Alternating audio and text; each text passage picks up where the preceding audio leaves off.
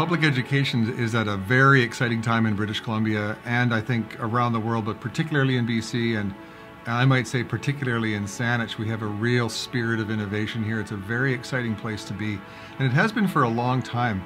As superintendent, I've been doing this for 8 years and was a teacher here long before that, and I've always felt a real spirit of innovation out there in the system, and the best part about that is that it happens in classrooms with teachers, out in the community.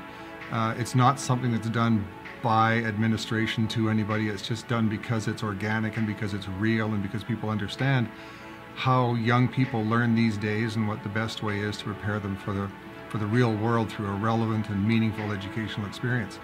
We're really excited about the current state of innovation in Saanich. We're also grateful to the Board of Education, including previous boards, where they seeded innovation projects with real money and said, if we send you some release time money or some research money, if we partner with the University of Victoria and with other post-secondary agencies, if we license you to do those things that you know work in this day and age, will you take that challenge and run with it? And people did. What that has resulted in is a system-wide emphasis on innovation, on real change, and we're looking at it through the most important lens, which is, as we seek what's right for young people in this day and age, being as modern as we can be, using all the research that we know makes a real difference, is it being done in a way that's sustainable and scalable? Can these initiatives last for a long time? And can they scale out so that everybody has access to them rather than just those people who are in quote-unquote pilot projects? And that's what's most exciting about all of these initiatives, is they're real, they're going to be seen by others across the system as sustainable, scalable, affordable, achievable, and we can't wait to see what comes next. Here at Cordova Bay, we have every teacher on our staff working on inquiry projects, and most of those projects are done in collaboration with teacher librarian, which is me. And one of the reasons we actually first started with this is that we realized it was important for kids to learn how to learn, not just to be learning facts and information. So it wasn't about making a product and something that looked beautiful, but it was about something that truly answers the questions that they have. And the engagement factor has just gone through the roof. Kids are really excited and they really want to do this. They remember what they've done and they look forward to the next project. So it's quite wonderful, actually. We're enjoying it. Well, I like that you get to pick your own question and then you get to learn about it. It's because I'm doing my own things and I'm not doing what the teacher tells. That you can pick any topic you want and that you don't always have to do the same thing as other people, and you can do whatever you're interested in.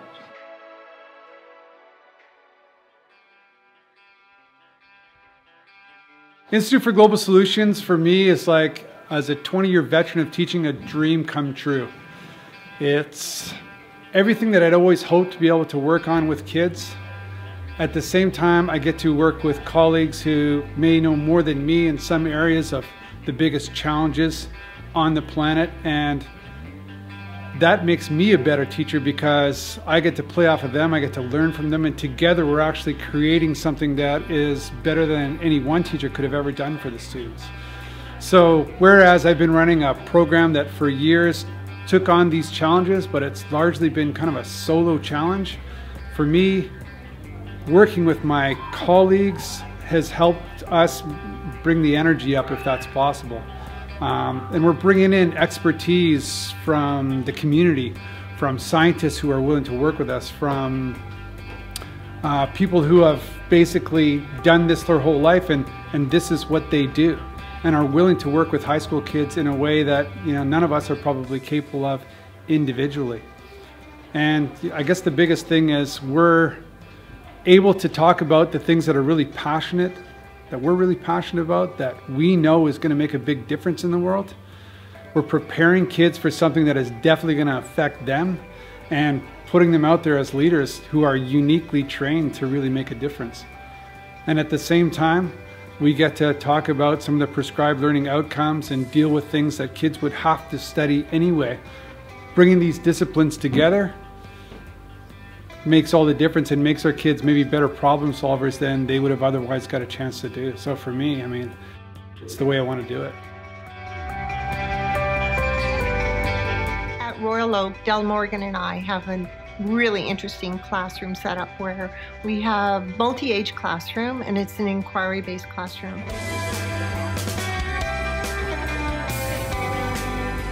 When they're in a single grade, they're more apt to compare themselves to each other, compare grades, to compare their successes and their challenges.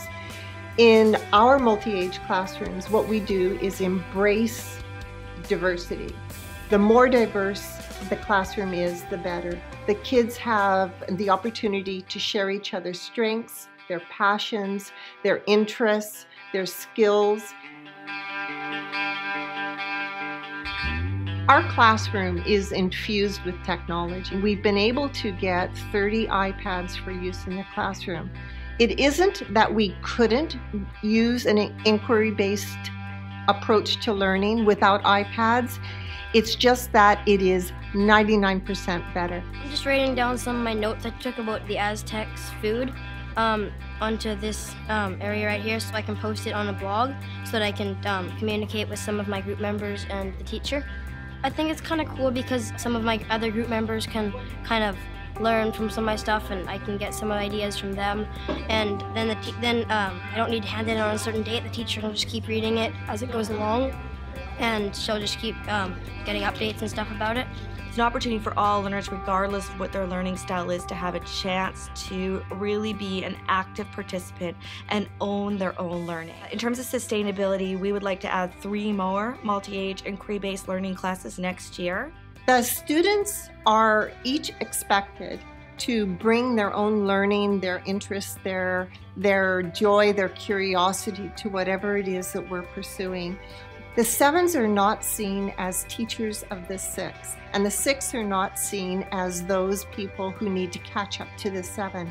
Instead, it's 30 individuals, each with their own strengths, their own interests, their own challenges, their own curiosities, and they work together as teams. It's not about what grade you're in, it's about learning.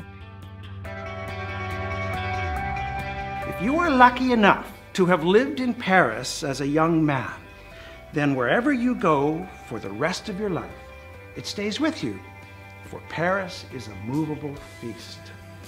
And I think about that intertwined with what we do, in our students. And I think, if you are lucky enough to be a student in Saanich as a young person, then wherever you go for the rest of your life, it stays with you. For education is a movable feast. And I think that's the big picture that we keep in mind. It doesn't say how to implement it, but innovation groups help us do that. Well, he said something else. One more quote. He said, when he gets a writer's block, do not worry. You have always written before and you will write now. All you have to do is write one true sentence. Write the truest sentence that you know. So I was thinking, what is the truest sentence that I have to bring for you here? And of course I can't write it because, to no one's surprise, I know Hemingway. This is my great colleague of 20 years, Gwen Levesque, and she's holding an iPad. And she is using that iPad to take a picture of a digital image. Now I love this because, have you ever, there's something wrong with that, right? She's got that on a PowerPoint and she's taking a picture of it. Have you ever heard the line that goes, if you really want to drive your children crazy, make them watch you use a computer? No, don't do it that way, Dad. Okay, that's got to be it right there. But you know what? It works great because what Gwen Levesque is doing is taking all the stuff, the worksheets, what's on the board, what showed up there, and she's putting it on the website for her student that missed today. And all they have to do is one-stop shop. And so, in fact, here is where a student who missed yesterday could go to see that there is a midterm, and there's a lab, and there's some worksheets, and where can I get access to those? But there's something about living in the moment that I find kind of real, that this is what we did yesterday. One of the things that I like doing is actually taking video, I wonder if that'll work, yeah, of what they were doing. This is one student's experiment, and the student that missed can see, oh, at least they have a picture of what happened. It's terrible, it's grainy, but it's real. So this is the MARE project, multimedia approach to intergenerational relations. And the purpose of the project is to get grade 5 students and members of our 55 plus community together and to see the intergenerational connections that happen between the two groups. The connection between the two is the photography project. So the two groups are going to share expertise. The 55 plus members are really knowledgeable about photos and photo taking, and the grade 5 students also have some expertise just in the area of using computers and the fact that it's a part of their everyday lives in a lot of ways that it isn't for the 55 plus members. So the two groups are getting together to learn from one another through photography, but really the focus of the project is on the intergenerational connections between the two and seeing the relationships that come, and hopefully learning about the similarities and places to connect between the two groups. We share this building, Cordova Bay Elementary. We are here as teachers and students, but they have a community center that's attached to our school. So we share this space, and now we're finding some ways to connect to one another and share expertise and knowledge. And it's fantastic. You can see that when the 55 plus members come in to their small group of 4, they automatically start talking, and all of the 55 plus members are smiling. I don't know who's smiling the broadest, the youngers or the elders. And it's just a really wonderful way to have the generations connect.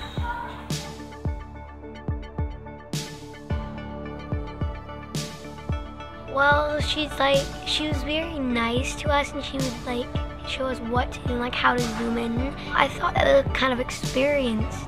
Her name is Mrs. Windell, and she's really nice, and she needs help with like the computer stuff, but we help her out. I thought they looked really kind, and I thought it would be really fun to work with them. I'm looking forward to take lots of good pictures and get better at taking pictures and get to know the 55 plus member more. I like taking the photos and working with the 55 plus members. It's really fun. It was interesting to sit with the same 4 students each session and get to know them. Get to know what their interests were, what they were reading, what they do. Those were special moments when you can see how these kids are now and think how you were at that age. So great opportunity to do that. And that wouldn't have happened unless we had some kind of a project that brought us close together and allowed that to happen. I mean, we could pass by each other on the stairs, in the hall, in the grounds or whatever, but that would never happen. It was uplifting for me, so I enjoyed every bit of that. I just want to say it's really fun. I'm really looking forward to doing this project. I've been using ELG with grade 4 and 5 students at 2 different schools, and it's a closed social networking system. It allows you to do some social networking without a whole bunch of other members of the public being involved. I've had great success both as a writing tool and as a technology tool. 2 benefits: the kids have been able to write blog posts that are public in terms of being for their eyes only, our class only. Been able to teach them about writing skills, how important it is to make sure your writing has a message. They've been able to write for a real and immediate audience. ELG provides opportunities for our children to practice digital citizenship skills in a safe environment. I think my experience with ELG has been quite good. The way we've been able to use it for writing and our schoolwork, as well as being able to use it to learn how to work on the computer, how to work it, how to basically learn social networking. All that stuff is really combined into ELG. I like ELG because there's like no strangers, it's only people that you know. It's kind of teaching me how to use Facebook when I grow up. I like it that it's kind of like a mini practice version of Facebook or another social media site. I've learned how to spell better because if you spell something wrong and if it's underlined, then you can just right-click on it and it'll have an option of all sorts of words that you can use. It helps me with my rating. I'm rating really well. It's helping me. The importance of social networking, I believe, for our students who are coming through as people living in the 21st century surrounded by technology. And ELG is a great opportunity to teach them social networking in socially responsible ways. The world does not exist in separate subject areas. Schools shouldn't either. PL10 is a cohort of grade 10 students, meeting the PLOs for English, social studies, science, and planning, all within one classroom. In any given class, they could be working on the curricula from any of those four, any combination of them. The group projects require students to look at problems from 4 different perspectives, and the solutions they come up with need to reflect all 4 of those different areas. From a teaching perspective, having 4 of us in the classroom provides advantages but also challenges. When we're coordinated and when we've planned an activity, it can be great to see the students interacting between different subject areas. But as soon as we lose that cohesion and that planning time, then we quickly switch back to our traditional ruts of dividing up the subject areas. So trying to keep that momentum of keeping the class focused and working on all the areas simultaneously is a challenge we faced this year. PL10 is short for Project-Based Learning 10. It's a new pilot program going for grade 10s. And it's based around the concept more of doing hands-on project work than just lectures and essays. And the work combines planning, science, English, and social studies, and it tries to integrate them together. I like the hands-on work. I like the fact that it's mainly projects. We aren't just sitting down doing essays. We have an opportunity to do many PLOs in one project. It's being able to take these PLOs that we've learned from this project and carry it on throughout our normal lives and just help us learn how to maintain a healthy lifestyle that'll keep down carbon emissions, help us live sustainably, and just be more eco-friendly. PL10 is a great course. I would personally vouch for it. It's a very interesting course. If you like hands-on and you prefer to do presentations instead of just submitting an essay, I would definitely sign up for the course. French immersion students classically want to do it all. They want to be involved in every type of extracurricular and activity. So trying to find a way to make that work, they also want to be in the calculus 11 or 12 or physics and sciences. So what we have created is an intensive French semester. If we're going to make that work, they have to speak French from the second they walk in, and that's it. Well, we've created it now. That is the culture, absolutely 100%. In grade 12, the only required course then is English 12 for those students. I have one student that has the wonderful flexibility to do a mechanics program. I believe it was mechanics that she was in.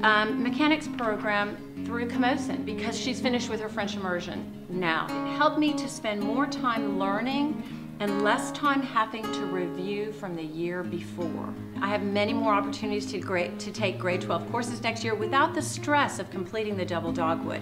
They know they've got it, but I think we can say unequivocally that it has been a success and that it is moving to the direction of just becoming the way we do things. The natural setting at Prospect Lake School is an enormous advantage to our staff in engaging students in their learning. This setting includes quite a large amount of forested area on the school property. Our goal is engaging children in their learning, and certainly it's also to connect them or reconnect them with the environment. Nothing could be more useful than creating outdoor learning places in the forest where teachers can bring their classes and carry them out in a natural setting. One of these advantages is a fish-bearing stream that is on the property of the school. We are already raising salmon and releasing them into the stream, but we plan a stream stewardship program in addition to that. a number of us who've been here a while went, wow, this Prospect Lake is so close to all these environmental amenities that we thought, wouldn't it be nice to open up this area back here and have the kids go into that forest area. And another staff member said, yeah, why don't we start having gardens here and have the kids, you know, learn how plants and stuff is grown and stuff like that. So it all came out about just going, how can we best use this land of Prospect Lake? It's a way to connect to our community at large, to the different farmers, and we live in amongst a rural agricultural setting. How can we sort of mimic that and learn from that? So to that end, we've designed this garden center, so each classroom will have their own learning bed, and we're creating paths and easier access to our stream. Kids have been involved in inquiry projects, wondering about how do you know a stream is healthy and what is a healthy stream, as well as working with our First Nations elder who's helping us understand the First Nations way of knowing.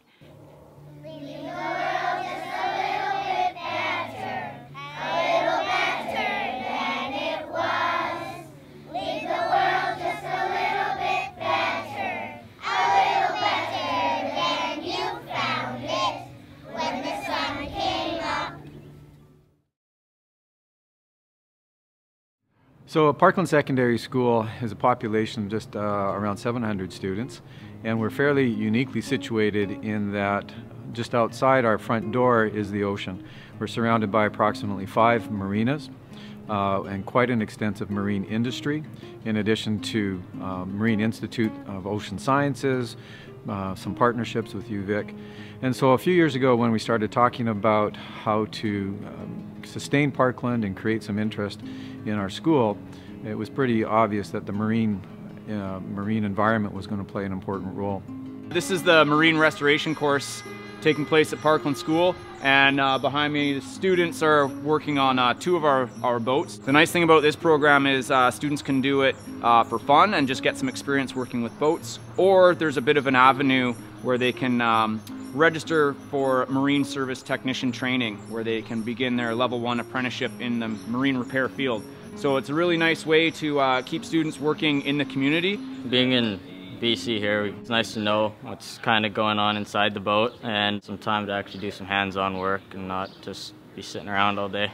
I'm from Shanghai, China. Students like me from other countries don't get that opportunities to do courses like this. Well, it's pretty fun to me, and it's obviously a new experience. I've never done that before, and it's a pretty useful skill to learn when you get into the field.